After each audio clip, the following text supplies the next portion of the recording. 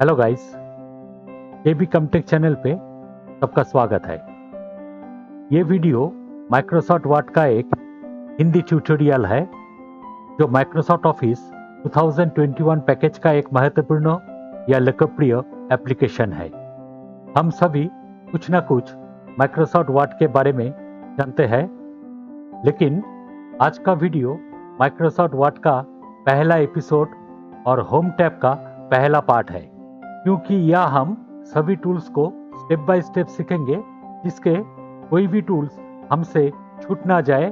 और अगर आप वीडियो को अच्छे से देखें और उसके साथ प्रैक्टिस करें तो आप भी माइक्रोसॉफ्ट वर्ड का एक एक्सपर्ट बन सकते हैं। तो वीडियो को स्किप किया बिना देखना ना भूले और लाइक, शेयर और सब्सक्राइब और कमेंट करना ना भूले और हमको बताएं कि आपको वीडियो कैसा लगा। तो चलिए शुरू करते हैं आज का पहला भाग, माइक्रोसॉफ्ट वर्ड का होम टैब का पहला पार्ट। सबसे पहले हम देखेंगे कि माइक्रोसॉफ्ट वर्ड को कैसे ओपन करते हैं। माइक्रोसॉफ्ट वर्ड को 3 तरीके से खोला जा सकता है। सबसे पहले आप नीचे जो बटन देख सकती है उसको कहती है स्टार्ट बटन। यह क्लिक करने पर और नीचे स्क्रॉल करें और वर्ड ऑप्शन पर क्लिक करें। वर्ड ऑप्शन पर क्लिक करने पर आपका सामने पहला पेज खुल जाएगा। यहाँ से ब्लैंक डॉक्यूमेंट लिखा है, यहाँ पर क्लिक करने से आपका सामने एक नया पेज खुल जाएगा। यह था पहला तरीका। दूसरा तरीका, टास्क बार के नीचे सर्च बॉक्स पर क्लिक करना है और अगर आप यहाँ पर वर्ड टाइप करें तो यह वर्ड दिखाने वाले जो ऑप्शन होता है वह पर क्लिक करने से माइक्रोसॉफ्ट वर्ड खुल जाएगा। और तीसरा तरीका है, अगर आप डेस्कटॉप पर कहीं भी स्थान पर माउस का राइट बटन क्लिक करते हैं और न्यू में आकर माइक्रोसॉफ्ट वर्ड डॉक्यूमेंट पर क्लिक करते हैं तो यहाँ पर एक आइकन बन जाएगा। यह आपको सबसे पहले फाइल का नाम देना होगा, जैसे हमने यहाँ पर नाम दे दिया, मान लीजिए कंप्यूटर, और बाहर क्लिक करें। फिर से आइकन पर डबल क्लिक करेंगे तो माइक्रोसॉफ्ट वर्ड खुल जाएगा। यह एक फायदा है कि यह हम पहले फाइल का नाम देते हैं, इसलिए मुझे बाद में इसे किसी और नाम से सेव की आवश्यकता नहीं है। इसे डबल क्लिक करें और आपका सामने माइक्रोसॉफ्ट वर्ड खुल जाएगा। माइक्रोसॉफ्ट वर्ड में ब्लैंक डॉक्यूमेंट पर क्लिक करने से जो पृष्ठ खुलता है, पहले हम देखते हैं कि इस पेज पर क्या क्या कंपोनेंट्स है। जैसे कि पहले बाएं ओर जो लिखा है इसे फाइल मेनू कहा जाता है। फाइल मेनू में सेव, ओपन, न्यू ये सब ऑप्शंस है। जो ऊपर दिख रहा है इसे क्विक लॉन्च टूल बार कहा जाता है। उसके ठीक बगल में जिस पर डॉक्यूमेंट वन वर्ड लिखा हुआ है इसे टाइटल बार कहा जाता है। इसके ठीक बगल में सर्च बॉक्स है। एकदम दाहिने ओर फोन पे ये क्लोज बटन है। इसके ठीक बगल में मैक्सिमाइज बटन है। मैक्सिमाइज बटन का काम है, कभी कभी माइक्रोसॉफ्ट वर्ड डॉक्यूमेंट ऐसे छोटी विंडो पे खुल सकती है, फिर इस बीच वाले बटन पर क्लिक करने से ये फुल स्क्रीन हो जाएगा। और उसके ठीक बगल में मिनिमाइज बटन है। इस पर क्लिक करने से ये टास्क बार में मिनिमाइज हो जाएगा। यदि हम सुविधा के तौर पर इस पर दोबारा क्लिक करेंगे तो ये फिर से सामने खुल जाएगा। फिर जो होती है home, insert, draw, layout, reference etcetera, इनको कहते हैं टैब्स। और जब आप इस एक टैब पर क्लिक करते हैं तो देखने में आता है कि नीचे ऑप्शंस खुल रही है। खुलने वाली मंजिल को रिबन कहा जाता है। उस रिबन के भीतर अलग अलग खंड होती है, जैसे कि ये कहता है कि क्लिपबोर्ड, इसके ठीक बगल में ये खंड है फॉन्ट कहता है, ये पैराग्राफ है। इनमें से प्रत्येक भाग को एक अलग अलग ग्रुप कहा जाता है और जो इस ग्रुप के अंतर्गत है, जैसे यहाँ बी, आई, यू, प्रत्येक को टूल्स या ऑप्शंस कहा जाता है। यह जो देखते हैं ये है रूलर या मार्जिन। इसे एक हॉरिजॉन्टल रूलर कहा जाता है। फिर बाएं ओर ये और एक मार्जिन या रूलर होती है, इसे वर्टिकल रूलर कहते हैं। ये वाले को लेफ्ट इंडेंट कहा जाता है और जो यहाँ है उसे राइट इंडेंट कहा जाता है। ये इंडेंट पेज का साइज देने के लिए किया जाता है। मेरा टेक्स्ट कहाँ से शुरू होगा और टेक्स्ट कितने दूर पर जाएगा। नीचे दिखाया गया बार को स्टेटस बार कहा जाता है।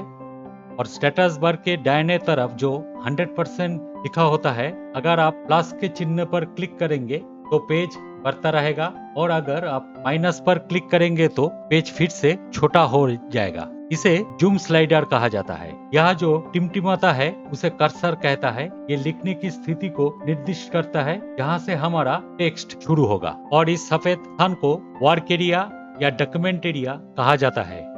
दाईं ओर का ये बार जिसका प्रयोग पेज को ऊपर नीच करने के लिए किया जा सकता है, ये कहा जाता है वर्टिकल स्क्रॉल बार। और यही स्क्रॉल बार अगर हम पेज को थोड़ा बड़ा करके देखें तो नीचे की तरफ एक ऐसी बार खुल रही है जिसे दाएं और बाएं ओर मूव किया जा सकता है, उसे हॉरिजॉन्टल स्क्रॉल बार कहते हैं।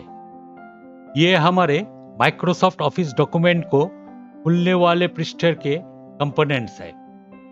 पहले हम इस ब्लैंक डॉक्यूमेंट पर कुछ टाइप कर लेते हैं। सबसे पहले हम यहाँ से फॉन्ट ग्रुप के अंदर में जो जो ऑप्शंस है वो सीखेंगे। पहली जो है ऊपर पे यहाँ पर लिखा हुआ है कैलिब्री बॉडी, इसको फॉन्ट कहता है। पहले हम इस सेंटेंस को सिलेक्ट करते हैं, और अगर इसका स्टाइल हमको चेंज करना है, ये जो कैलिब्री बॉडी है इसका पास जो ड्रॉप डाउन एरो है, यहाँ पर क्लिक करने से डिफरेंट तरह की फॉन्ट यहाँ पर दिखाएगी।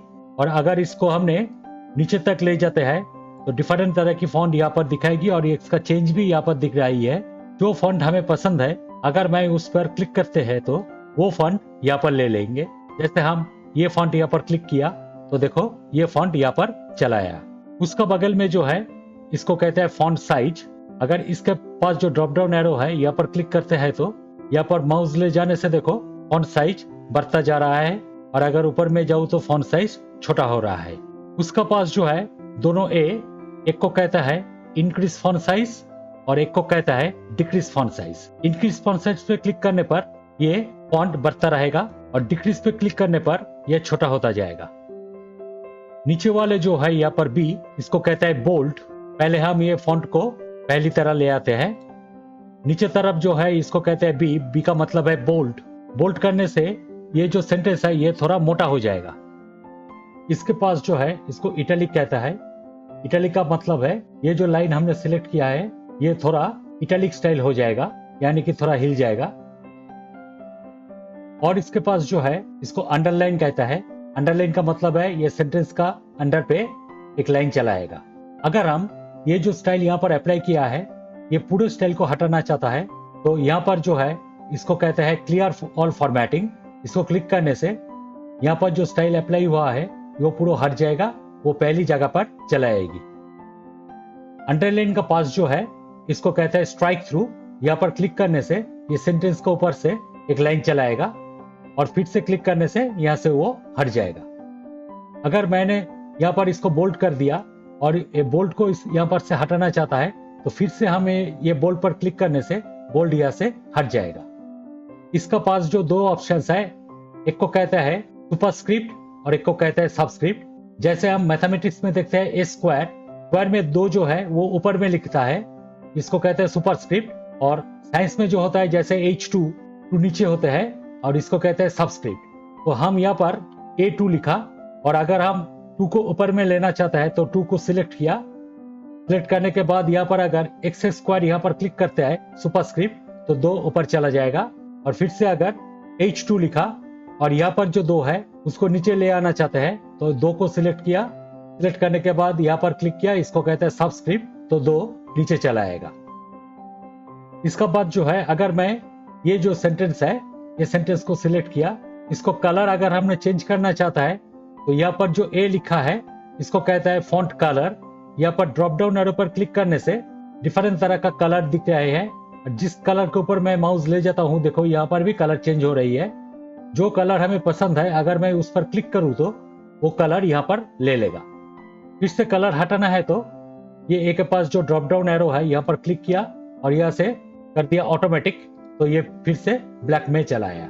और ए का पास पे जो है इसको कहता है टेक्स्ट हाईलाइट कलर, यानी कि जैसे हम बुक में कोई इंपॉर्टेंट लाइन को हाईलाइट करते हैं यहाँ पर भी ऐसे हाईलाइट कर सकते हैं। जैसे मानो इस पैराग्राफ को हमने सिलेक्ट किया, सिलेक्ट करने के बाद इसका पास जो ड्रॉप डाउन एरो है टेक्स्ट हाईलाइट कलर का पास, यहाँ पर क्लिक किया और यहाँ पर ऐसे कलर दे दिया तो यहाँ पर देखो ये पैराग्राफ जो है ये हाईलाइट हो गया। फिर से इसे उठाना चाहा तो इसको फिर से सिलेक्ट किया और इसका पास क्लिक किया। क्लिक करने के बाद यहाँ पर बोला नो कलर, तो यहाँ से वो उठ जाएगा। यहाँ पर जो है दोनों ए, एक स्मॉल ए और एक कैपिटल ए, इसको कहते हैं चेंज केस। अगर मैं गलती से किसी भी पैराग्राफ को स्मॉल केस में लिखा है तो उसको अगर अपर केस में लेना है तो पहले हमको इस सेंटेंस को सिलेक्ट करना पड़ेगा। यहाँ से हमने के पास जो ड्रॉप डाउन एरो है यहाँ पर गया और यहाँ से अपर केस कर दिया तो देखो ये पूरा अपर केस में कैपिटल लेटर में हो गया। फिर से अगर हमने यहाँ पर से लोअर केस कर दिया तो फिर से स्मॉल लेटर में हो गया। मगर यहाँ पर एक दिक्कत होती है, क्या सेंटेंस का जो फर्स्ट लेटर है वो भी स्मॉल हो गया, तो फिर से हमको यहाँ पर से करना पड़ेगा सेंटेंस केस, और नॉर्मली यही रहते हैं। यहाँ पर जो है कैपिटलाइज ईच वर्ड, इसका मतलब है एवरी वर्ड का फर्स्ट लेटर कैपिटल हो गया। और अगली वाले जो है टॉगल केस, इसका मतलब है जो लेटर कैपिटल में है वो हो गया स्मॉल और जो स्मॉल में है वो हो गया कैपिटल। मगर ये ज्यादातर यूज नहीं होता है, नॉर्मली जो रहता है वो है सेंटेंस केस। फॉन्ट ग्रुप के अंदर लास्ट जो है इसको कहता है टेक्स्ट इफेक्ट। टेक्स्ट इफेक्ट का मतलब है ये जो टेक्स्ट हमने लिखा है इसके ऊपर कई भी तरह का इफेक्ट हम दे सकते हैं। मगर माइक्रोसॉफ्ट वर्ड का पहली जो वर्जन था माइक्रोसॉफ्ट वर्ड 2007, उसमें ये ऑप्शन नहीं था, ये नई यहाँ पर जुड़ी गई है। तो इस पर क्लिक करने से देखो यहाँ पर हमने माउस ले जाते हैं और उसका इफेक्ट चेंज हो रहा है।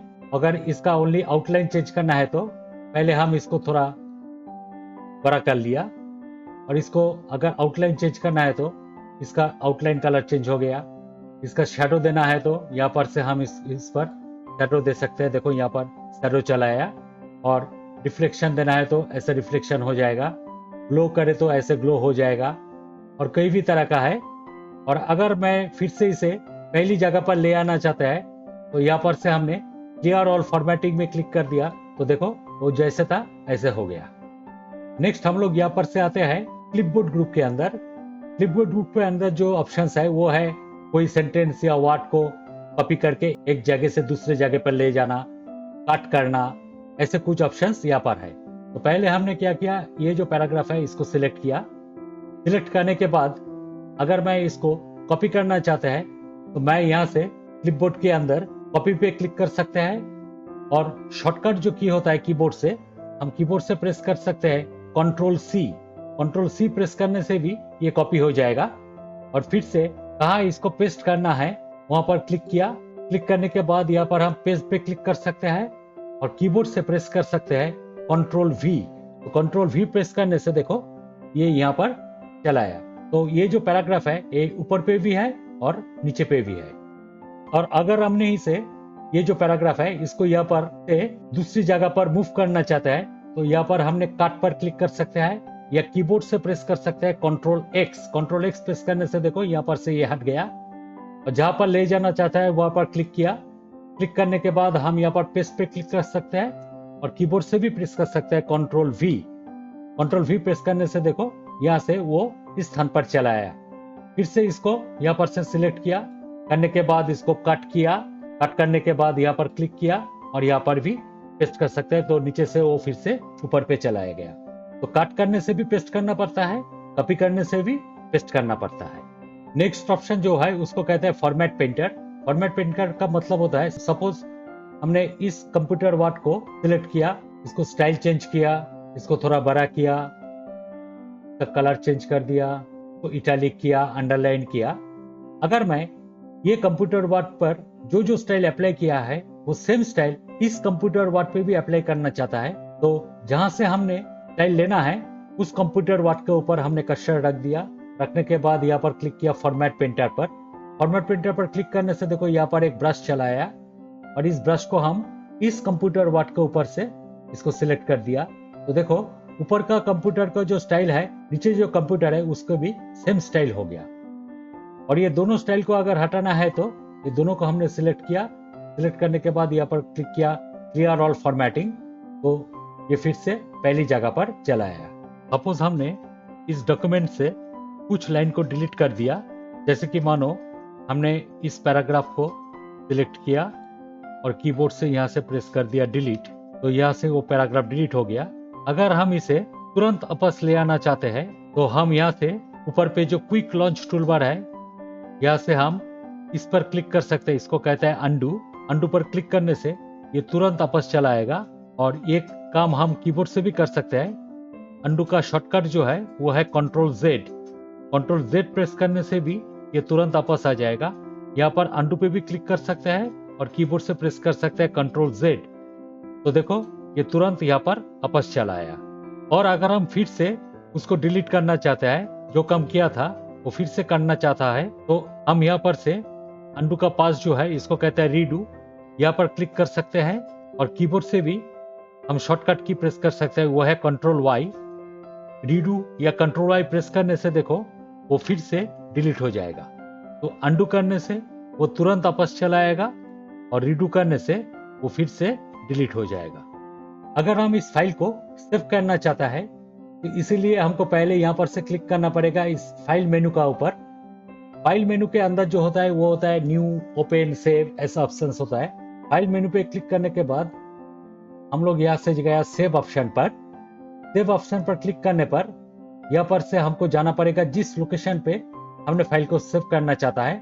इसलिए मैंने पहले यहाँ पर ब्राउज पर क्लिक किया। ब्राउज पर क्लिक करने के बाद यहाँ पर हमको फाइल का एक नाम देना पड़ेगा। जैसे हमने इसका नाम दे दिया कंप्यूटर डिवाइस।